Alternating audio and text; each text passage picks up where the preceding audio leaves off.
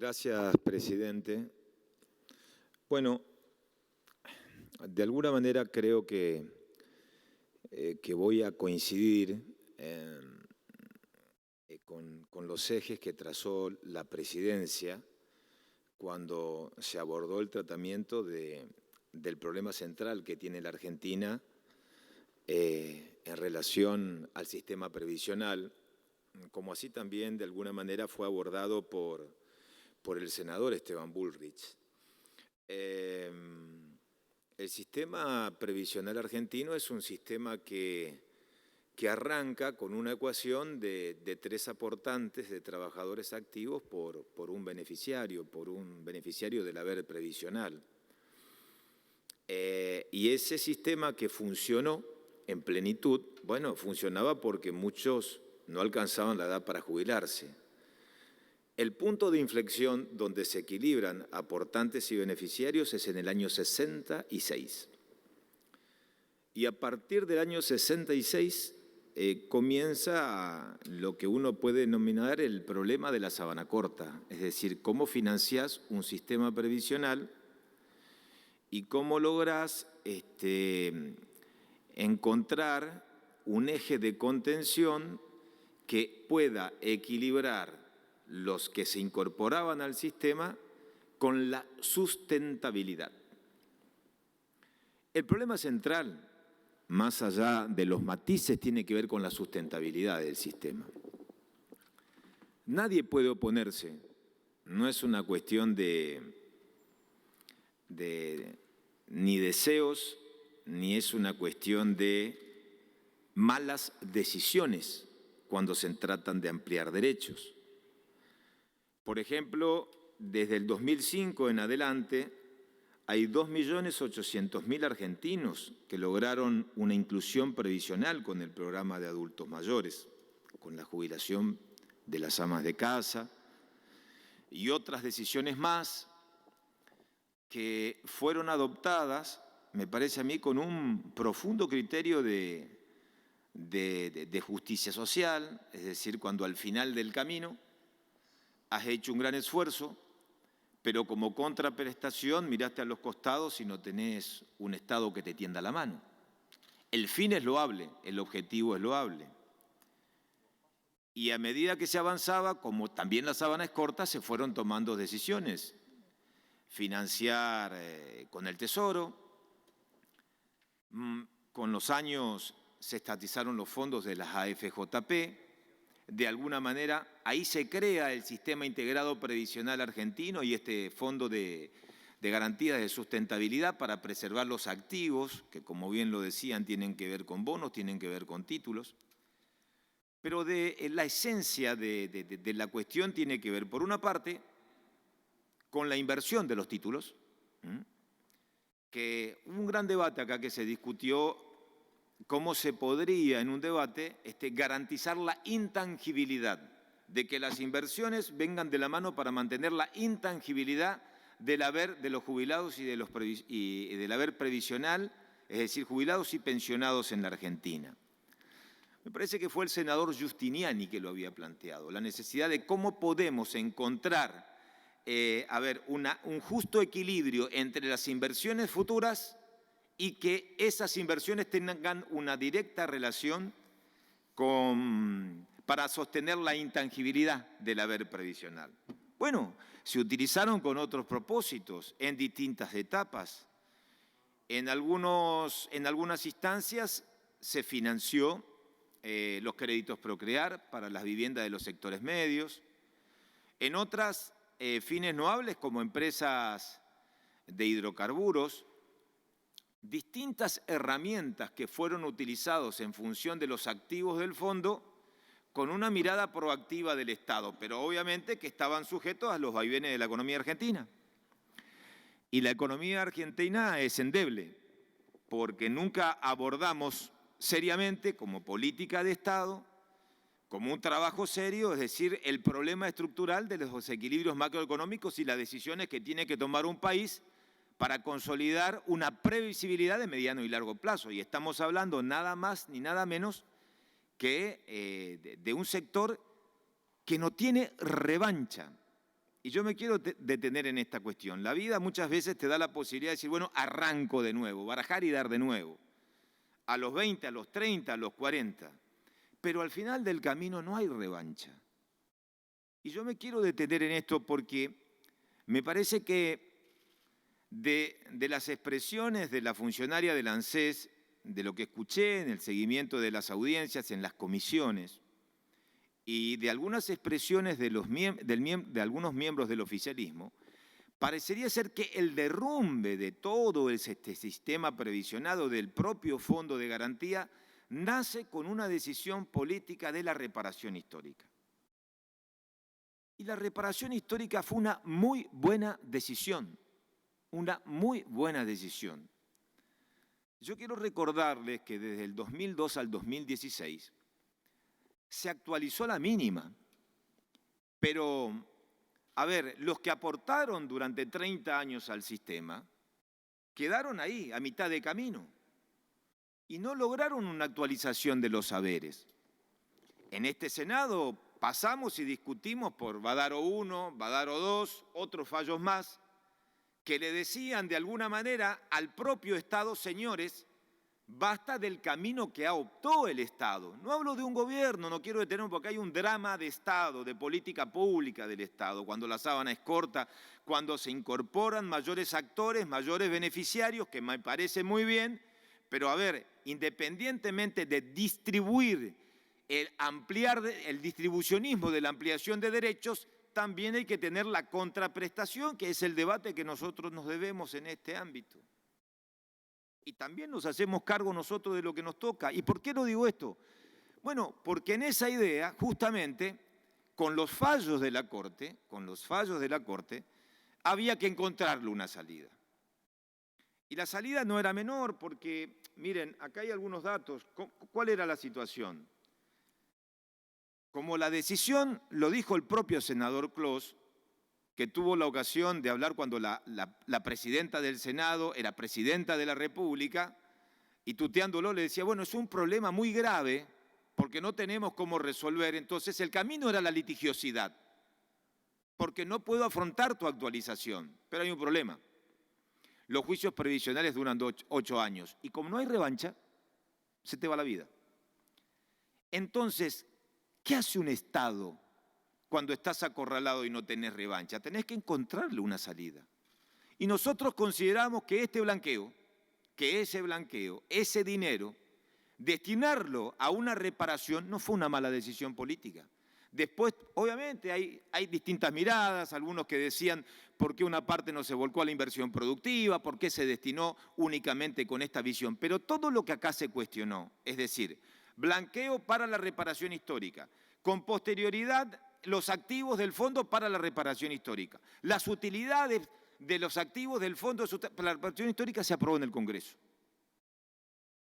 Inclusive con aquellos intereses como consecuencia de las multas, con las propias multas de los que no, cumplieron con el propio blanqueo, se financiaba hasta el 2020.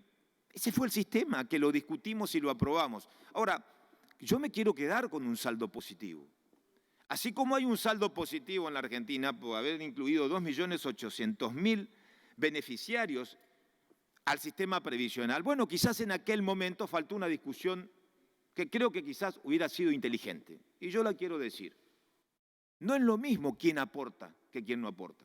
Y fue una discusión que no la dimos, que pasó por alto. Porque quizás la relación hubiera sido distinta si quienes ingresaban al sistema, como decía el senador Romero, sin aportar, bueno, tenía el beneficio inferior a la mínima de quien aportó durante 30 años, porque también podía ser una medida de estricta justicia. Ahora, si queremos un criterio igualitario, que no está mal, el Estado tiene que asumir cómo compensamos, cómo nos hacemos cargo de ese criterio igualitario. Porque si el criterio es 3-1 y pasan los años y nos alejamos y no alcanzan con meter manos en las distintas cajas del Estado y tampoco con los fondos que se estatizaron de las AFJP, alguna vez hay que asumir que tenemos que actuar responsablemente, que tiene que ver con lo que decía el senador Maurice Clos. ¿Cómo discutimos una política de Estado con el teorema de Baglini, porque acá todos gobernamos, responsablemente y sin agachadas y sin chicanas. Bueno, ¿yo con qué me quedo? Yo me quedo con esa etapa del 2005 en adelante con la ampliación de derechos perfecto. El saldo deudor, justamente, un sistema insustentable. También me quedo con la reparación histórica que permitió que de 380.000 juicios previsionales, 60.000 sentencias firmes, bueno, hay 540.000 jubilados que lograron salir del haber mínimo. El 37% recibieron un aumento promedio, mayores de 80 años el 63%. ¿Fue suficiente? No, no fue suficiente. Falta mucho más y faltaba más. Pero acá no había revancha. Acá no había revancha. Que el problema y la mirada y el abordaje es integral, lo planteó el senador Parrilli, coincido en todo el planteo del senador Parrilli en cuanto a la salida. El problema de la informalidad en la Argentina. El problema del trabajo informal en la Argentina. Porque para que un sistema sea sustentable, se requieren mayores aportantes al sistema para que los mayores aportantes equilibren lo que hoy está desbalanceado. Pero yo me pregunto, en este contexto, emergencias de las emergencias, crisis de la crisis. Desde el año 66 el sistema dejó de ser fue neutral, equilibrio neutro, y de ahí comenzamos con el problema. Con una pandemia, ¿cuándo vamos a discutir las dos cuestiones que tenemos pendientes? ¿Ustedes se acuerdan cuando aprobamos la reparación histórica? Era la creación de una comisión para que el Congreso se aboque a discutir la sustentabilidad del sistema previsional argentino. Bueno, con la ley de emergencia, cuando se modificó la movilidad, la cláusula de la movilidad, que realmente también, bueno, hay mucho para discutir en este tema, mucho para discutir, porque esa era una cláusula que otorgaba previsibilidad, fundamentalmente te igualaba y no perdías un poder adquisitivo ante la inflación y hoy se vuelve atrás, Pero bueno, no es una anécdota, pero lo quiero dejar ahí. Pero yo digo, ahí también el Estado, supuestamente el Congreso, asumió el compromiso de discutir la sustentabilidad del sistema previsional argentino. Bueno, el senador Parrilli ha dicho, la fórmula no pasa, ni por aumentar la edad de los que se quieren jubilar. La fórmula no pasa, ni por encontrar, ni por quita de salarios. Perfecto, nosotros, a ver, son oficialismo. Ahí está el presidente. A ver, para mí la carta tiene la importancia de decir, señores, el Poder Ejecutivo, llámese el Presidente de la República, tiene la obligación ante el estado de crisis terminal, de funcionarios que no funcionan como tal, de convocar a un diálogo político, social, etcétera, con todos los actores. ¿Por qué se tiene la necesidad de convocar un diálogo? Porque no va más. Es como la última bola de anoche, no va más. No va más porque no paramos de emitir. No va más porque no hay plan. No va más porque no se ve la salida. No va más porque así como se amplían derechos y está muy bien, no hay un abordaje serio de contención. Entonces, dejemos de echar culpas a la reparación histórica. Fue un aporte importante, claro está, porque a muchos se le iba la vida reparando.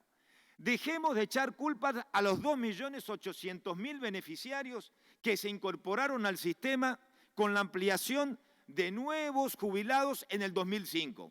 La discusión me parece, reitero, nos faltó la discusión en ese momento, que no es lo mismo quien aportó toda su vida de los que no aportaron. Bueno, también eran otros vientos, también era otra Argentina.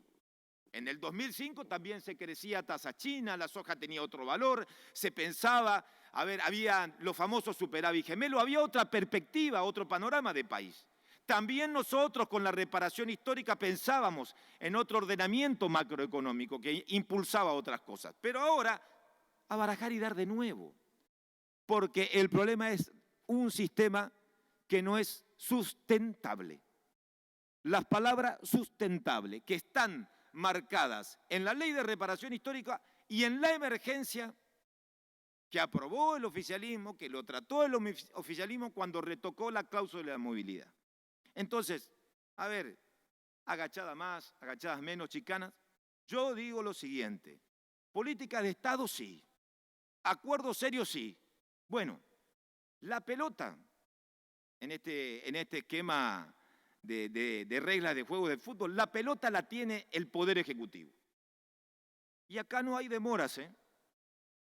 Esto está al rojo vivo. Hoy podemos tomar una decisión, patear para adelante la cuestión de las provincias.